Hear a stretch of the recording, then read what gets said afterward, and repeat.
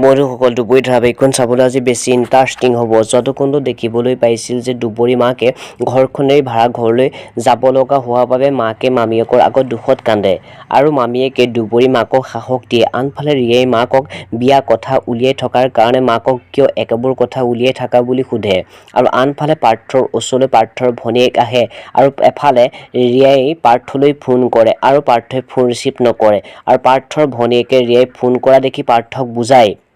আনফালে দুবৰীয়ে পুলিচ অফিচাৰজনৰ লগত বাইকত কৰবালৈ আহে আৰু পাৰ্থক দুবৰীয়ে লগ পোৱা কথা সোধে আৰু দুবৰীক ফকি বুলি কৈ গুচি যায় আৰু আনফালে পুলিচ অফিচাৰজনে পাৰ্থক লগ ধৰি মদ খাই দুবৰীৰ কথা পাতি থাকে আৰু দুবৰীৰ কথাবোৰ ভাবি পাৰ্থই বহুত দুখ কৰে আৰু পাৰ্থৰ বন্ধুজনে পাৰ্থক বুজায় বন্ধুসকল আজি খণ্ডত দেখিবলৈ পাব পাৰ্থৰ খুৰাকে পাৰ্থৰ ভনীয়েকৰ লগত কথাবোৰ পাতিব আৰু আনফালে পাৰ্থই ৰিয়াৰ লগত ফোনত কথা পাতিব আৰু আনফালে দুবৰীহঁতে ঘৰখন আজি ভাড়া ঘৰলৈ যোৱা দেখিবলৈ পাব বন্ধুসকল এতিয়া বাৰু দুবৰীহঁত ভাড়া ঘৰলৈ গৈ দুবৰী মাক দেউতাকহঁতৰ দুখবোৰ কম হ'বনে বাৰু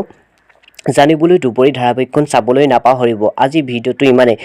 কোনে দুবৰী অভিনয় চাই ভাল পায় মোক কমেণ্ট বক্সত কমেণ্ট কৰি জনাবচোন লগতে ভিডিঅ'টো চাই ভাল পালে লাইক কমেণ্ট শ্বেয়াৰ আৰু লগতে চেনেলটো ছাবস্ক্ৰাইব কৰি ল'ব ধন্যবাদ